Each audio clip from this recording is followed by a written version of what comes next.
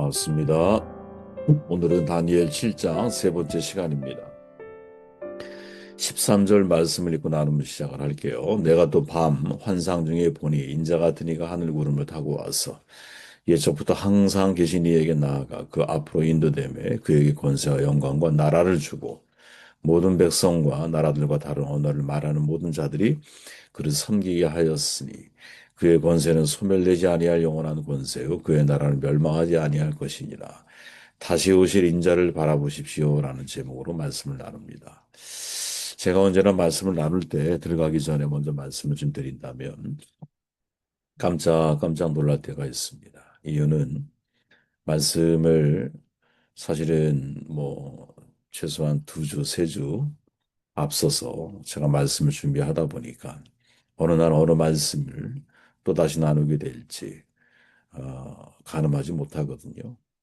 근데 어제 다시 제가 다니엘 7장 세 번째 말씀을 살피는 과정에 다시 오실 인자를 바라보라라고 하는 이 말씀을 묵상하면서 오늘이 성탄절이잖아요. 제가 항상 드는 생각이 있어요. 우리가 좀 힘들어도 하나님 말씀이 우리의 길을 인도하고 있다라는 사실을 믿고 나아가야 된다. 저는 수없이 그런 걸 경험하기 때문에 여러분들에게 확신을 가지고 말씀을 드리지만 여러분들은 좀 다르실 수 있잖아요. 그럼에도 여러분 두려워하지 마시고, 네, 미천한 경험이지만 제 경험이 보편적인 경험은 아니기 때문에 누구에게 말하기 쉽지 않지만 그래도 우리는 믿음의 동역자분들이시니까 새벽에 나누는 말씀의 가치가 저는 바로 거기에 있다고 생각을 하거든요. 하나님이 오늘 이 말씀에 대해서 나에게 도전하실 것이다 라는 생각을 가지고 말씀을 항상 접근하는데 이 말씀에 대한 묵상은 사실은 오래전에 이루어지기 때문에 이 날짜에 이 말씀이 적용되어질 거라는 것은 아무도 모르죠.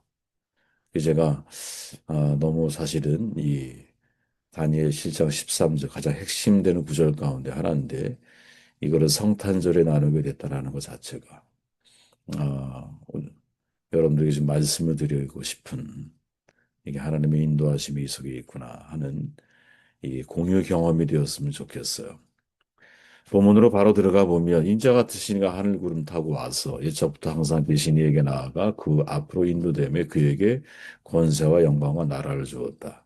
우리가 쉽게 표현해 보면 성자 예수님께서 성부 하나님 앞에 나아갔고 성부 하나님께서 이 땅의 모든 권세, 영광, 나라를 성자 예수님께 주는 모습을 형상언어로 우리에게 표현하고 있는 거죠. 다시 말하면 예수님이 이 땅에 오신 것은 당신 혼자만의 계획이 아니라 삼위일체 하나님이 이 땅에 보내신 서로의 합의된 그죠?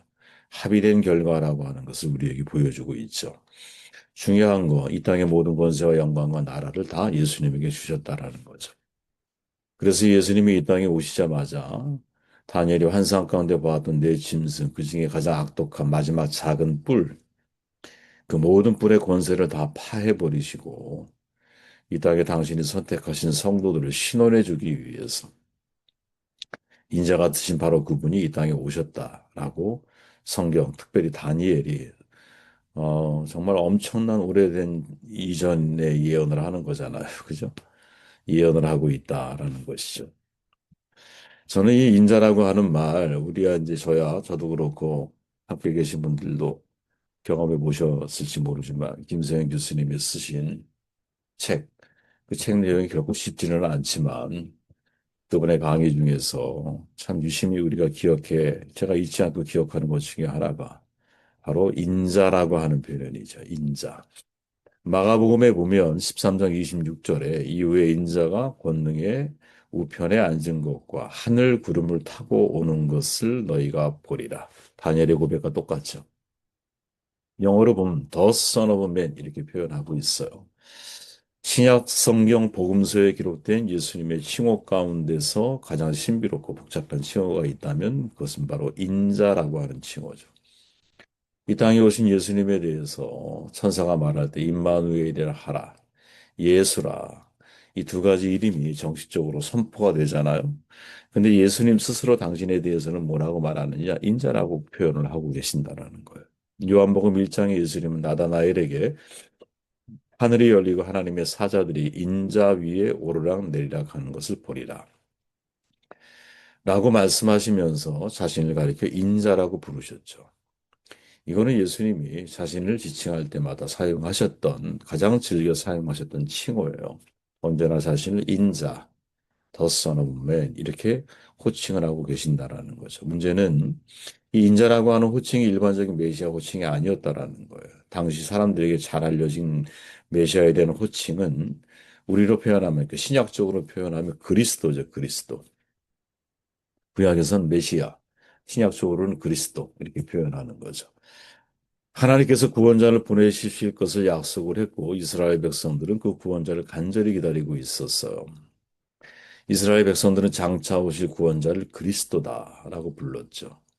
그리스도, 당시 유대인들이 기다리던 구원자에게 붙여지기를 기다리고 있었던 바로 그 호칭입니다.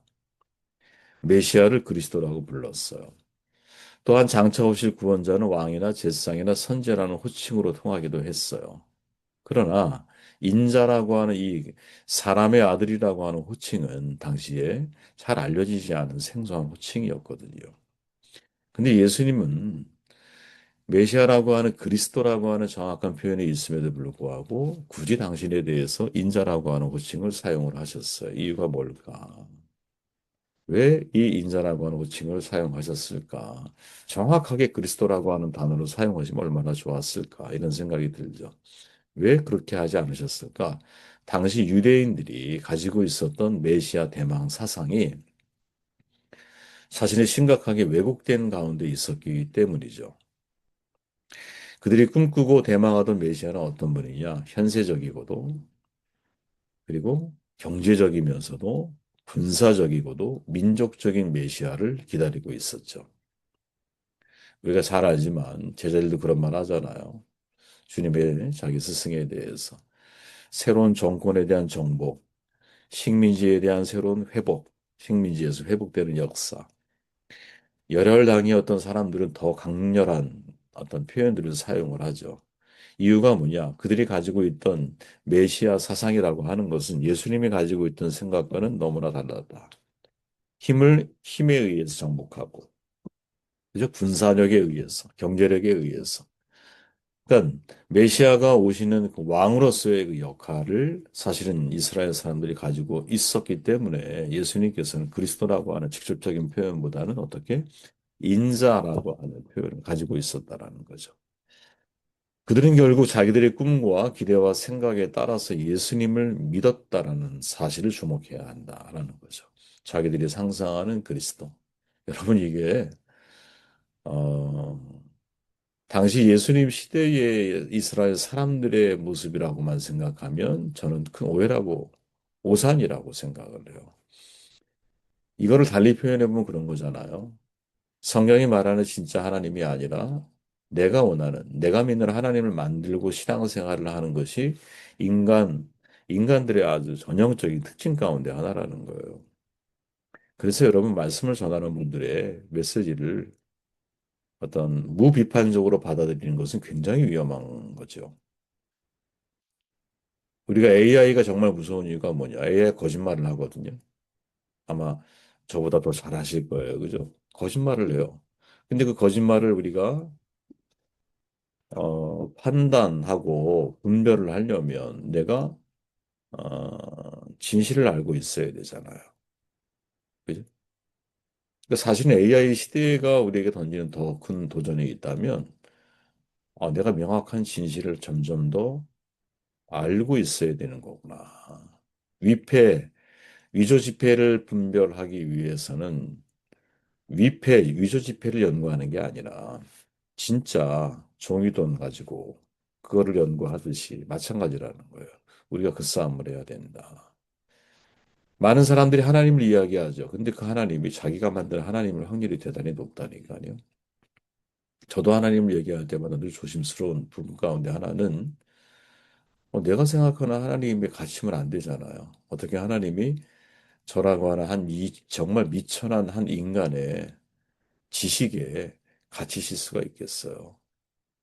그러니까 사실은 다양한 사람들이 말하고 있는 하나님에 대해서 아주 수용적이고 포용적인 마음을 가져야 되는데 종교다원주의자가 되라 이 말이 아니라 성경에 근거해서 하나님이 어떤 분인지에 대해서 우리 명확하게 알아야 된다라는 거. 모세가 신의 산 위에서 말씀하시는 하나님을 만나고 있다면 그죠? 그 아래에서는 누가 아론이 금송아지로 변해버린 하나님을 숭배하고 있다는 거예요. 이 시대가 마치 그런 거죠. 그죠? 기복신앙에 전제한 만몬이 판치는 이 시대에 과연 하나님은 어떤 하나님의 형상으로 사람들에게 선포되어지고 있을까? 복 주시는 분이죠. 내가 하는 일이 형통해야 되는 거죠. 역으로 말하면 내가 하는 일이 형통하지 않고 물질적으로 가난하면 그 사람 마치 하나님의 저주를 받은 것처럼 유대 시대의 이스라엘 사람들의 메시아 사상이 바로 그와 같았다라는 거죠. 자기들이 만든 메시아상을 가지고 있었기 때문에 어떻게 그들에게 그리스도라고 하는 고백을 예수님이 직접적으로 말씀하시는 것은 피해 가시는 거죠. 왜? 이 땅에 오신 목적 자체가 모든 권세와 어떤 권한과 능력을 다 성부 하나님으로부터 부여받은 분이시지만 이것을 행사하는 방식이 이스라엘 사람들이 기대하는 방식이 아니라 인자가 온 것은 많은 사람들을 위해 대속물로 자기 자신을 주기 위함이야. 으뜸이 되려고 하냐? 그건 꼴찌가 돼야 돼. 방식이 완전히 다르잖아요. 그죠? 방식이. 방식이 다르기 때문에 그리스도와 사실은 뭔가 인자가 사실은 표현상의 차이일 수도 있겠지만 사람들이 원하고 있는 메시아 사상에 대한 하나님이 원하시는 메시아 상에 대해서 새롭게 던지시는, 제시하시는 되게 중요한 상징적인 의미가 있다라는 거죠. 베드로가 말하죠. 주는 그리스도시요 살아계신 하나님의 아들이다. 자기가 지금 믿고 따르고 있는 스승이 메시아라는 사실을 베드로가 인정을 해요. 그래서 뭐라고 말씀하세요? 아무에게도 그리스도인 것을 사람들에게 이르지 말라라고 경고를 하시죠. 되게 중요한 거예요. 이 장면이. 왜? 예수님이 걸어가신 메시아로서의 미래의 길은 이스라엘 사람들이 기대하는 것과는 완전히 다른 길이기 때문에 이걸 우리가 항상 잊지 말고 기억하고 있어야 한다라는 거죠. 예수님이 인자라는 호칭을 사용하심으로써 자신이 바로 다니엘서에 예언된 그 인자라고 말씀하고 있는 거죠. 이걸 주목해야 돼요. 사람들로 하여금 야, 인자가 온 것은 그리고 당신 자신에 대해서 인자라고 하는 호칭을 사용하신 중요한 이유 가운데 하나는 이때 말씀하신 인자가 김세영 교수는 누구라고 다니엘 실장 13절에 있는 하늘에서부터 인자 같으시니가 이 구름 타고 오실 거야 라고 말씀하신 바로 그 인자. 그 인자는 누구냐? 옛적부터 계신 이에게 모든 권세를 부여받은 모든 인간에 대한 통치권. 예, 이 정말 놀라운 말이죠. 그것을 부여받은 바로 그 인자. 그래서 7장 13절의 인자는 어제도 말씀드렸지만 a son of man이라고 하는 일반 명사를 사용을 해요. 근데 예수님의 인자의 칭호는 the son of man으로 정관사를 통해서 다니엘이 예언한 바로 그 인자가 바로 나 자신임을, 당신 자신임을 강조하고 있다라는 거예요. 그 인자를 하늘에서 내려온 자 곧 인자라고 분명하게 정의하고 있는 거죠. 그리고 그 인자는 다시 하늘로 요한복음 3장 14절에 보니까 올라가실 분이고 또한 하늘로부터 다시 오실 분이 요한복음 6장 62절 이후에 인자가 권능의 우편에 앉은 것과 하늘 구름을 타고 오는 것을 너희가 보리라. 마가복음 13장에 있는 말씀이죠. 그리고 그 인자에게 무엇이 있느냐? 잃어버린 자를 구원하는 능력이 있다. 요한복음 5장 27절. 누가복음 19장에 보니까 인자가 온 것은 잃어버린 자를 찾아 구원하려 함이니라. 바로 그 인자가 당신 자신이다. 라고 말씀하고 있는 거죠. 그렇기에 실은 저마다 사람들이 예수님에 대한 상을 가지고 있어요. 예전에 성탄절이 기뻤어요. 진짜. 저도 그래요. 특히 청년 때는 성탄절만 되면 얼마나 교회 큰 행사예요. 근데 점점점 시간이 지나면서 성탄절의 주인공이 산타 할아버지가 되는 것 같고 성탄절 이 땅에 오신 물론 뭐 과거 태양절을 동지를 기점으로 해서 해가 길어지는 시간이 시작이 되니까 12월 22일이죠. 그래서 성탄절로 이거를 바꿨다라는 것이 로마 연감에 나오는 기록 가운데 하나죠. 근데 아무튼 예수님에 대한 사람들의 상은 성탄절이면 되게 기뻐요. 물론 기쁘죠. 그런데 예수님이 이 땅에 오신 목적을 생각해 보면 이거 단지 기뻐할 일인가? 우리가 해피하게 인간적인 기쁨을 누리고 성탄절을 맞이하는 게 맞는 건가?